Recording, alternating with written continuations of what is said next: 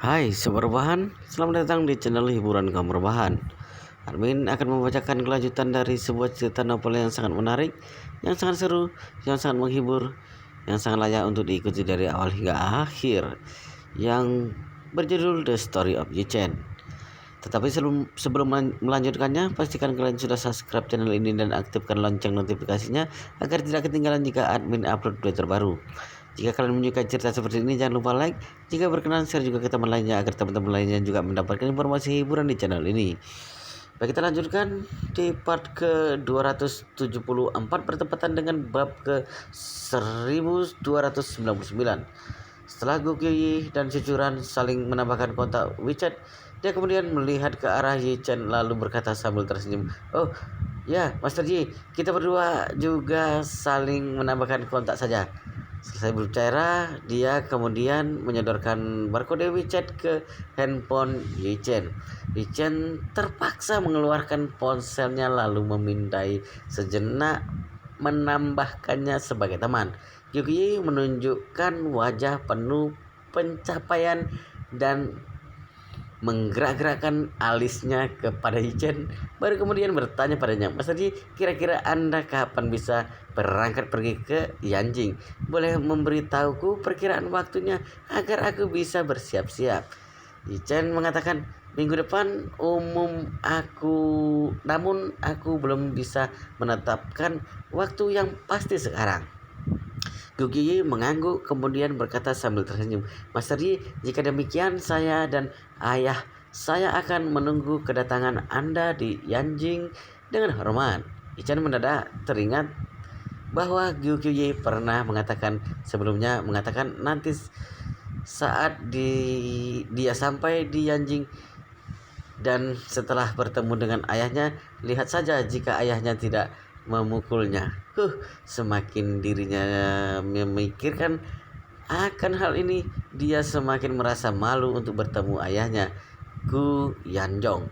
Tepat di saat Yi-Chen merasa sangat sakit kepala karena kedua ayah dan anak keluarga Gu di dalam kamar pasien perawatan khusus rumah sakit nomor 1 itu, Nanako bersama dengan asistennya Tanako Koichi beserta dengan Kobayashi Jiro dari keluarga Kobayashi tidak bergeming berdiri di dua sisi ranjang pelatih itu Nanako Yamato Kazuki yang berada di atas ranjang pasien terlihat sangat lemah.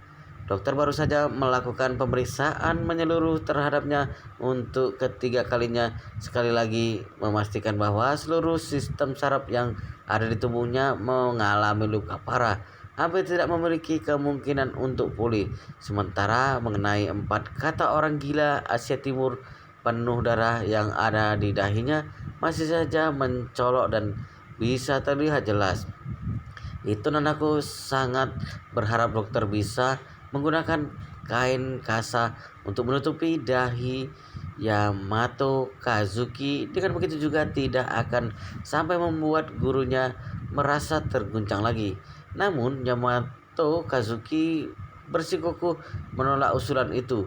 4 buah tulisan besar nan jelek yang ditinggalkan oleh Hongwu di dahinya ini bisa dikatakan merupakan hal yang paling memalukan selama hidupnya, namun juga merupakan pelajaran paling dalam selama hidupnya.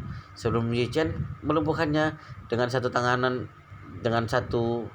tamparan, Yamato Kazuki masih merasa bahwa dirinya adalah ahli bela diri tingkat dunia. Sampai setelah mendapatkan sebuah tamparan dari Yi-Chen, dia baru menyadari dirinya hanya seekor semut yang mungil yang ada di tengah perjalanan bela diri. Asalkan merupakan orang yang mempelajari ilmu bela diri dari diri dengan segenap hati, semuanya memiliki semangat yang sama. Meski sudah kalah, kebanyakan orang juga akan bersikap mengakui kekalahannya.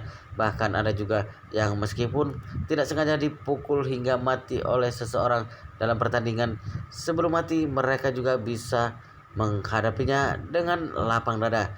Meski hati Yamato Kazuki tidak selapang itu, namun begitu teringat akan kemampuan Yichen yang membuat orang merasa ngeri, hatinya juga merasa sangat salut.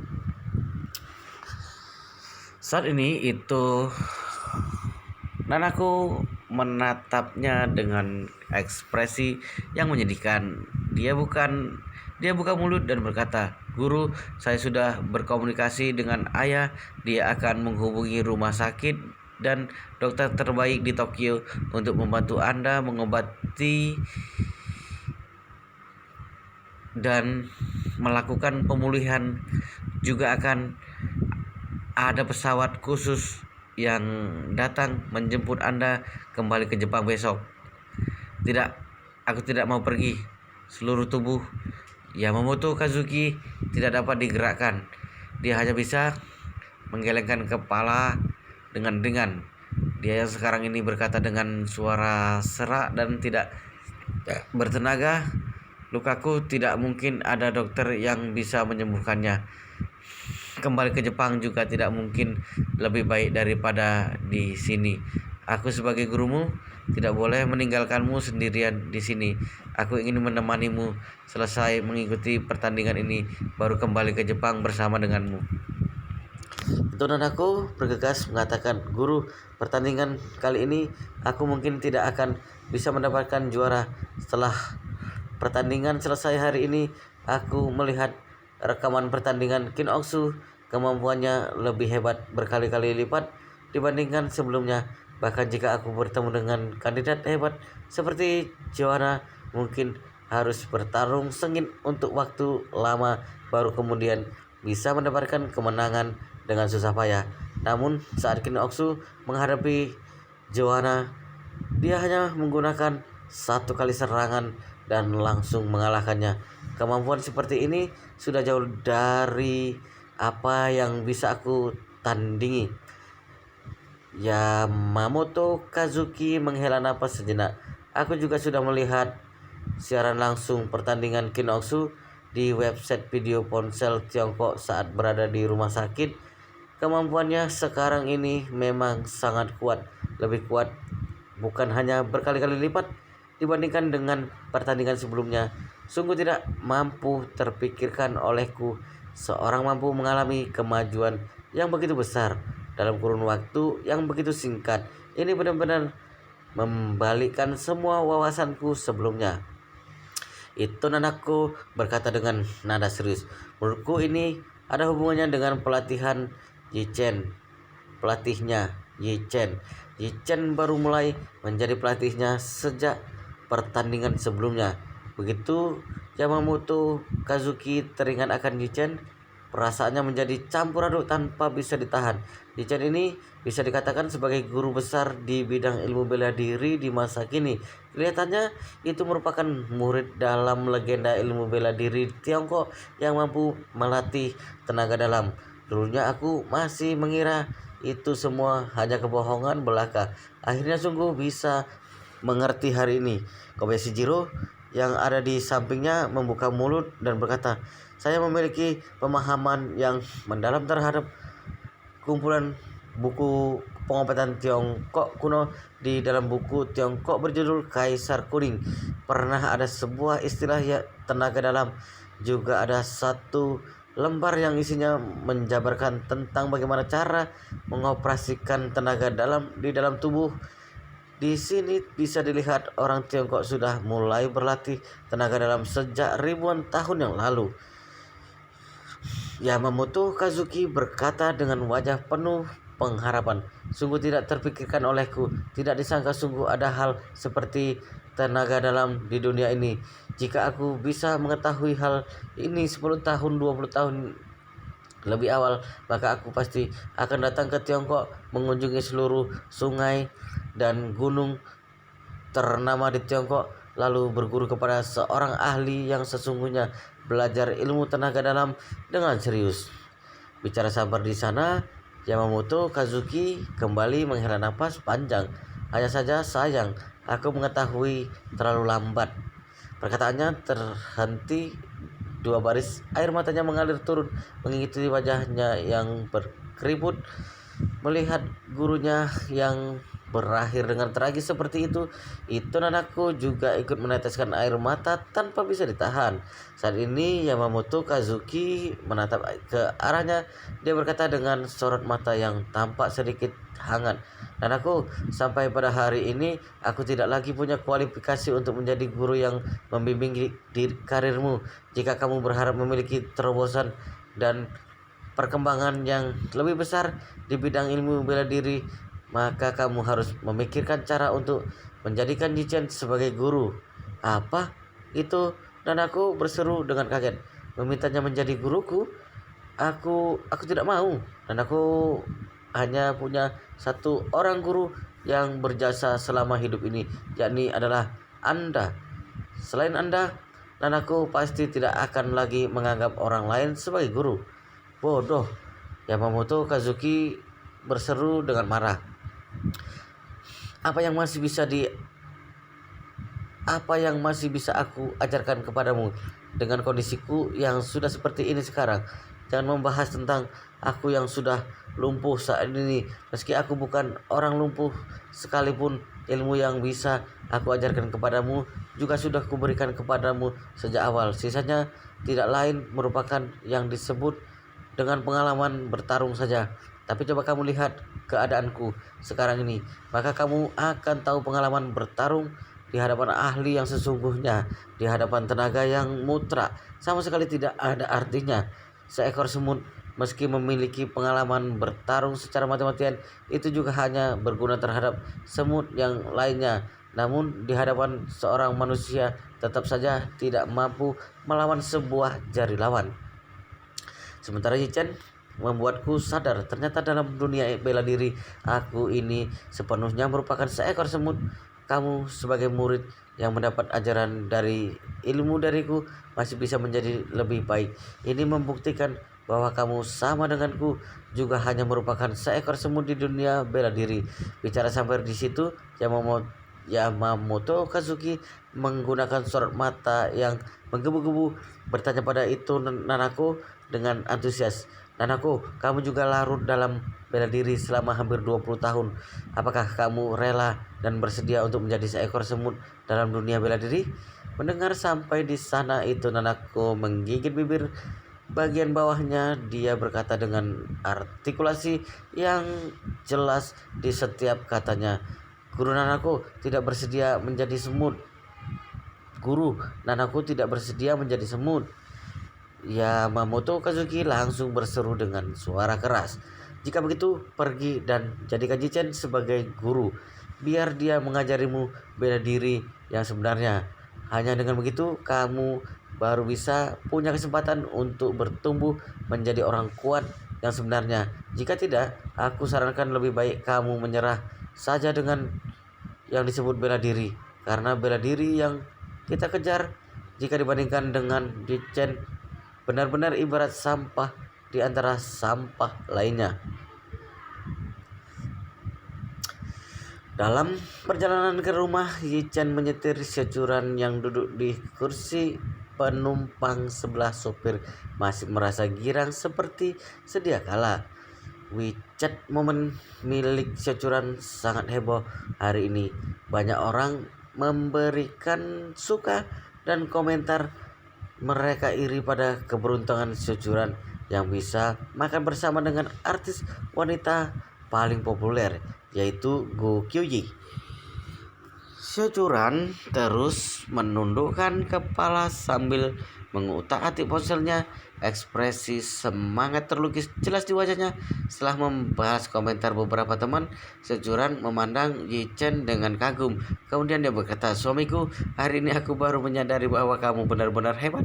Aku tidak menyangka bahkan bintang besar seperti Go Kyoji pun juga menghargai kemampuanmu melihat Feng Shui.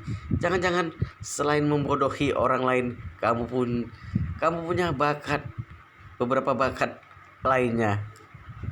Yichen tersenyum sambil berkata, aku tidak pernah bilang bahwa melihat Feng Shui adalah membodohi orang lain. Hanya saja kamu, ayah dan ibu saja yang selalu berpikir seperti itu. Feng Shui adalah esensi yang diturunkan oleh leluhur bisa dilacak dan diperiksa. Securan menganggukkan kepala lalu berkata serius, aku tahu Feng Shui adalah warisan leluhur. Aku juga percaya pada Feng Shui. Aku hanya kurang begitu percaya kamu bisa melihat Feng Shui. Ichen merasa tidak terima. Dia menjawab, kenapa kamu tidak percaya aku bisa melihat Feng Shui? Securan berkata, karena aku memahamimu seperti yang kamu bilang. Kamu tumbuh besar di panti asuhan. Panti asuhan tidak mengajarkan Feng Shui kepada orang lain.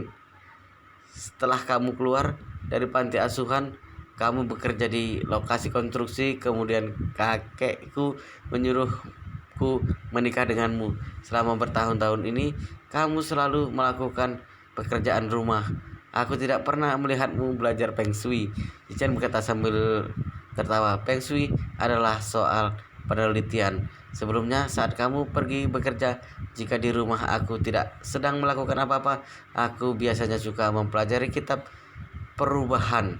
Semakin aku mempelajarinya, tentu saja aku semakin memahaminya. Sebenarnya sebelum Yi Chen mendapatkan kitab 9 misteri, dia tidak terlalu memahami Feng Shui. Yi Chen hanya mempelajari Wing Chun saat dia masih kecil. Lagi pula keluarga Yi memiliki warisan seni bela diri turun temurun, dan Yi Wen adalah cabang dari keluarga Yi. Bisa dibilang cabang utama keluarga Yi mengarahkan fokus mereka kepada bisnis dan menghasilkan uang, sementara cabang Yi Wen mengarahkan fokus mereka kepada latihan Wing Chun. Kemampuan medis, teknik alkimia, ilmu Feng Shui, bahkan pengetahuan metafisika yang misterius itu semuanya dipelajari Yi Chen dari kitab 9 misteri. Tapi ini adalah rahasia terbesar dalam hidup Yi Chen. Dia tidak bisa memberi tahu istrinya. Securan mungkin Yi Chen tidak akan pernah memberitahukan kitab 9 misteri kepada siapapun seumur hidupnya. Selain kitab 9 misteri, rahasia terbesar kedua dalam hidupnya adalah identitasnya sebagai tuan muda keluarga Yi. Tapi bagaimanapun juga, masalah ini sulit disembunyikan dari dunia. Toh anggota keluarga Yi dan para pelayan di sana tahu siapa dirinya. Hanya saja istrinya serta orang-orang lain di Jinling tidak mengetahui hal tersebut. Ketika mereka berdua sampai di rumah, Securan masih sibuk membahas komentar teman-temannya di WeChat Moment. Dia masuk ke dalam villa dengan penuh konsentrasi. Chen memarkir mobilnya. Ketika hendak turun, dia menerima pesan dari Gu Qiyi. Wanita itu berkata, "Kakak Chen, perutku sakit. Bisakah kamu mengirimkan obat pencernaan Jushuan kepadaku?"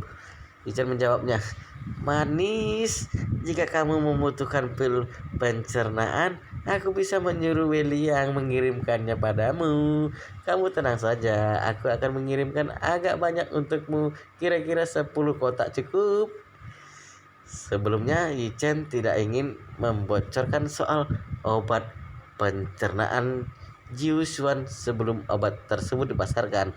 Tapi untuk Gu Qiyi, tentu saja Yi Chen akan membuat pengecualian.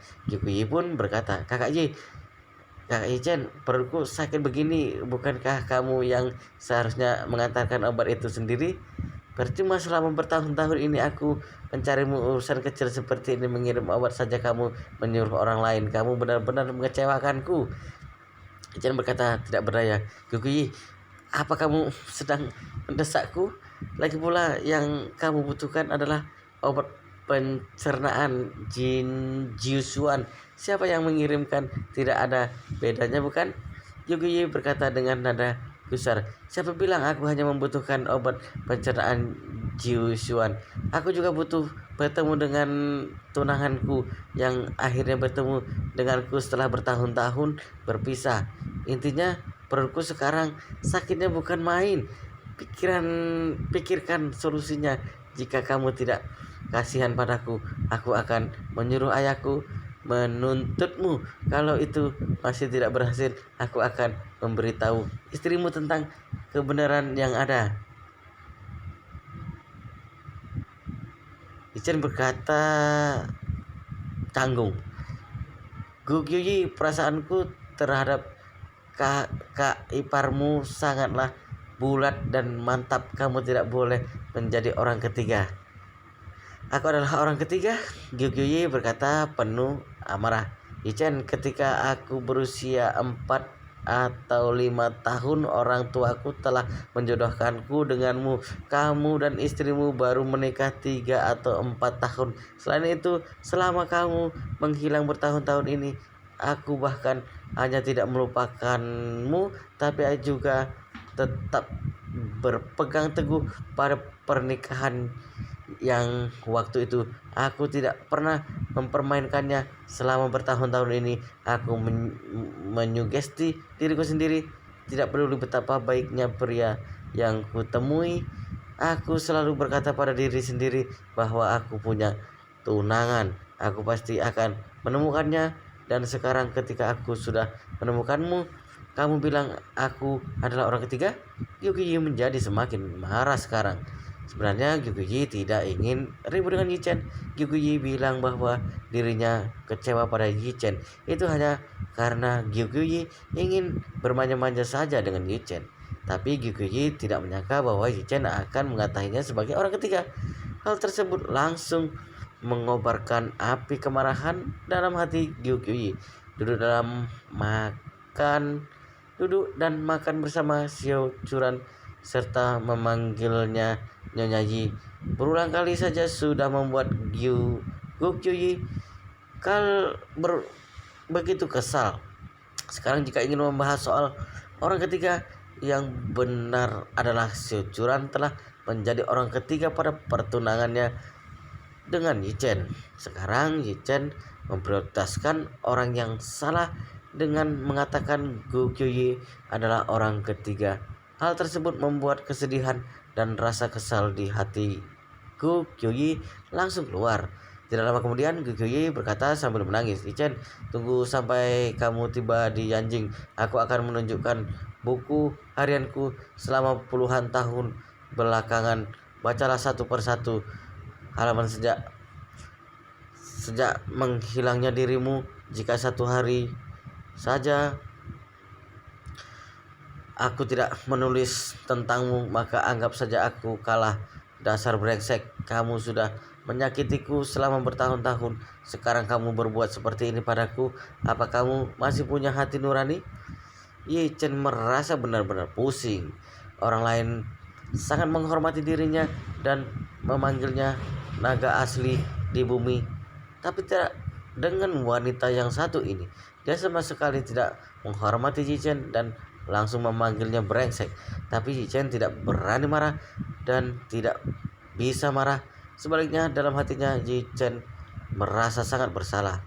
Meskipun Yichen kejam dan tidak mengenal ampun saat menghadapi musuh, tapi Yichen merasa sangat berterima kasih pada orang yang pernah baik padanya, termasuk Gyugyuyi. Mendengarnya menangis, Yichen buru-buru berkata, manis, maafkan aku salah bicara padamu, aku minta maaf. Gyugyuyi lalu bertanya pada Yichen, lalu sakit perutku ini bagaimana? Yichen langsung menjawab, tunggu sebentar, aku sendiri yang akan pergi dan memberikannya kepadamu. Gyugyuyi bertanya, apakah kamu memiliki obat pencernaan Jiusuan yang sudah jadi? Yichen berkata, tidak ada, tapi aku bisa mendapatkannya dari pabrik obat, kemudian mengirimkannya secara pribadi padamu di hotel. Apa kamu puas dengan begitu? Yuki menjawab, kalau begitu lupakan saja pabrik obat, lumayan jauh. Hari sudah larut ini, aku tidak akan mengganggumu. Lebih baik kamu menyuruh orang lain mengirimkannya. Meskipun rasa marahku terhadapmu cukup besar, tapi aku tetap mengkhawatirkanmu. Chen tiba-tiba teringat sakit perutnya yang seperti itu. Meskipun obat pencernaan Jiusuan memiliki efek yang bagus, tapi obat pencernaan Jiusuan cenderung lebih ke meredakan gejala dan ketidaknyamanan daripada langsung menyembuhkan penyakitnya. Obat tersebut mirip seperti obat pelegah tenggorokan. Beberapa obat pelega tenggorokan memang bisa memberikan rasa nyaman setelah dikonsumsi dan sakit tenggorokannya bisa langsung hilang. Tetapi akar penyebab radang tenggorokan dan panas dalamnya belum disembuhkan secara total. Obat pencernaan Jiu Xuan adalah jenis obat alami. Jika Gu Qiuyi memiliki penyakit yang belum terdeteksi, dia harus mengobati dulu akar penyakitnya baru bisa benar-benar sembuh. Memikirkan hal tersebut, Ji Chen pun segera berkata, "Tunggu aku di hotel. Aku akan melakukan terapi sistematik untukmu." Chen tidak bisa berkata pada Securan bahwa dirinya akan memeriksa Gu Qiuyi. Alhasil pria itu hanya bisa bilang bahwa Wei Liang ada urusan dan menyuruhnya datang untuk membantu. Securan juga tidak pikir panjang, dia hanya menyuruh Yi Chen untuk jangan pulang terlalu malam. Kemudian Securan naik sendirian ke lantai atas dan mandi. Yi Chen menyetir lagi keluar rumah, kemudian kembali ke hotel Buckingham Palace. Saat ini Gu Qiuyi sedang berada di dalam kamar mewah kelas atas miliknya. Dia menunggu kedatangan Yi Chen dengan sangat gugup. Kamar yang ditempati Gu Qiuyi adalah Presidential Suite dari Hotel Buckingham Palace. Waktu itu Wu Donghai dan anaknya yaitu Wu Xin pernah menempati kamar ini. Kamar tersebut adalah kamar dengan standar tertinggi, area terluas, harga termahal, dan yang paling mewah di Hotel Buckingham Palace.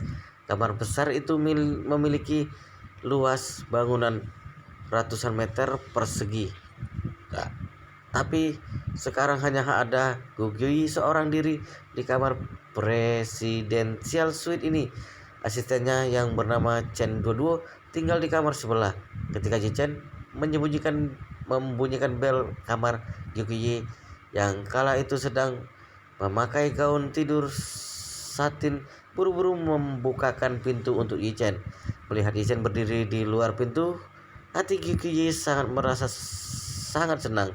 Tapi dia sengaja menggumamkan sebaris kalimat, "Oh, jadi kamu rela meninggalkan istrimu dengan mengkhawatirkan tunangan masa kecilmu ini?" Yi Chen terkekeh, "Bukankah kamu sakit perut? Sini biar aku periksa." Gu Qiuyi bergumam, "Anggap saja kamu masih punya hati nurani, cepat masuk." Selagi berbicara, Gu Qiuyi menepati ke samping dan mempersilahkan Yi Chen masuk. Yi Chen melangkah masuk, melihat Gu Qiuyi tinggal di kamar Presidential Suite sebesar itu. Mau tidak mau Yi Chen bertanya, "Kamu tidak takut tinggal sendirian di kamar sebesar ini?" "Takut," Gu Qiuyi berkata santai. Bagaimana kalau malam ini kamu tidak usah pergi dan menemaniku di sini?" Yi Chen berdehem 2 kali. Laki-laki dan perempuan tidak boleh bergaul terlalu dekat. Lagi pula kamu ini seorang bintang dan figur publik. Kamu harus memikirkan dampak dari segala hal. Jika penggemarmu tahu ada pria yang menginap di tempatmu semalaman, mereka pasti akan kecewa. Kecewa? Tidak akan. Gu Qiuyi melambaikan tangannya. "Seluruh negara tahu bahwa aku memiliki tunangan masa kecil. Mereka juga tahu bahwa aku selalu mencari tunanganku itu. Jika penggemarku tahu kamu bermalam di kamarku, aku akan langsung memberitahu mereka bahwa kamulah tunangan yang sudah lama ku cari." Yi Chen buru-buru berkata, "Astaga, mana bisa begitu? Zaman sekarang ini selebriti hanya akan terkenal ketika mereka lajang saja. Saat mereka diberitakan punya pacar atau menikah, penggemar mereka akan berkurang banyak dan itu bisa membawa pengaruh besar terhadap ketenaran selebriti itu sendiri." Gu Qiuyi sama sekali tidak peduli. "Kamu kira aku benar-benar peduli pada ketenaran? Meskipun keluargaku tidak sekuat keluarga Yi, tapi jika aku ingin, aku bisa membeli setengah dari industri hiburan. Siapa yang peduli pada ketenaran? Aku adalah ketenaran itu sendiri." Yi Chen tidak bisa berkata-kata. Nona besar keluarga Gu memang benar-benar bisa melakukan hal tersebut. Meskipun industri hiburan Tiongkok sangatlah besar, tapi itu juga tergantung dibandingkan dengan siapa dulu.